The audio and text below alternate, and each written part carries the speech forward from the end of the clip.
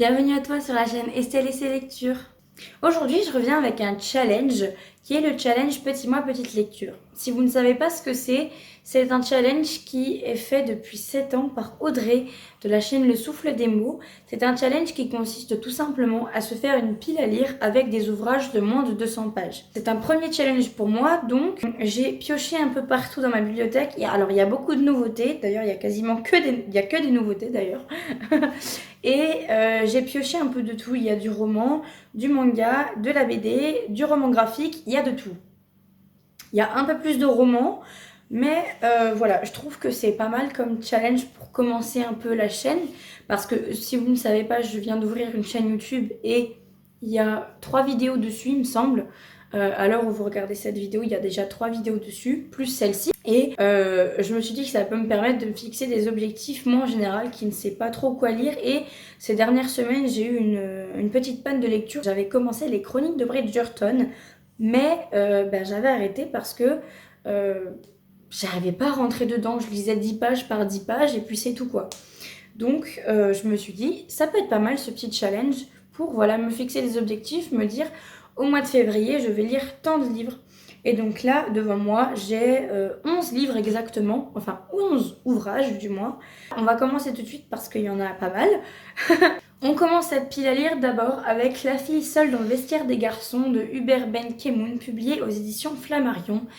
Ce livre parle de harcèlement à l'école. J'aime énormément ce type de lecture, notamment parce que le harcèlement, c'est quelque chose, je pense, qui nous a touché personnellement, que ce soit en étant victime ou en étant harceleur, malheureusement. C'est quelque chose, je pense, qu'on a tous déjà vu, vécu, de près ou de loin, donc ça peut être un roman assez poignant, je pense, assez marquant. Ce serait donc cela, mon véritable premier baiser avec un garçon. Un mensonge, une vengeance et une trahison. J'aurais rêvé mieux. N'importe quelle fille normale aurait rêvé mieux. Tout commence par un baiser, mais ce baiser va faire de la vie de Marion un enfer.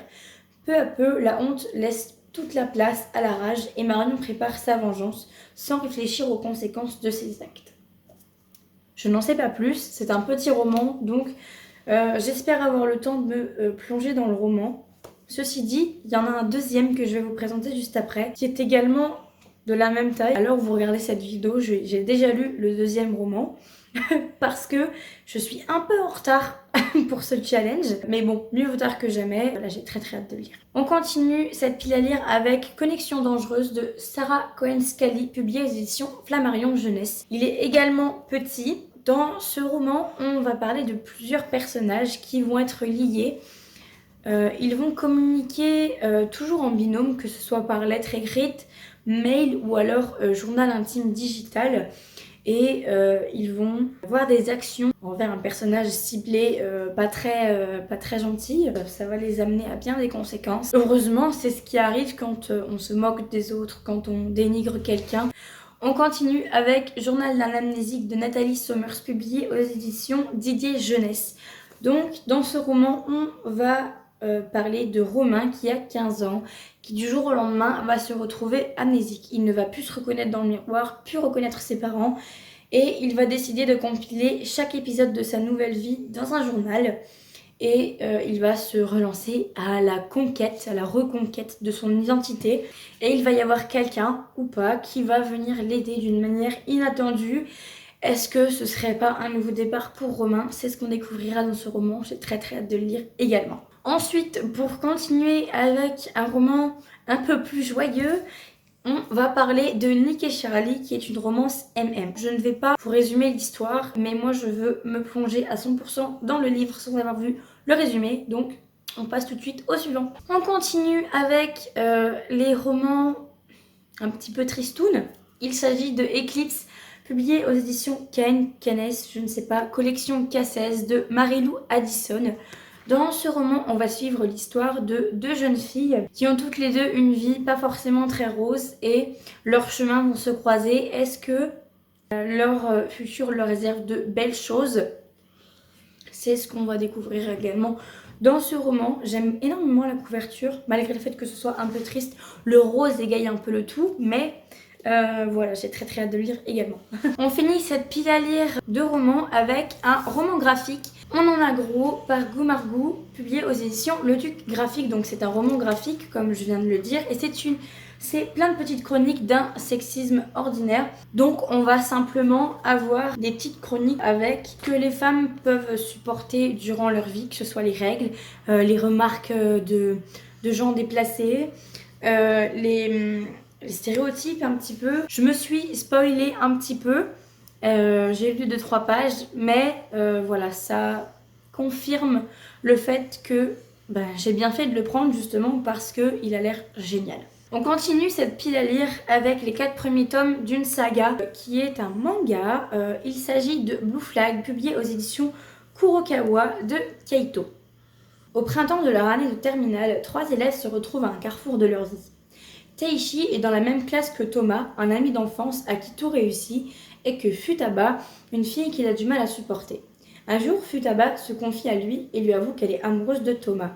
Un instantané sensible et saisissant de la jeunesse d'aujourd'hui. J'en ai entendu partout et que du bien, donc j'ai très hâte de lire également. J'ai pris les 4 premiers tomes, on va dire, sur un coup de tête.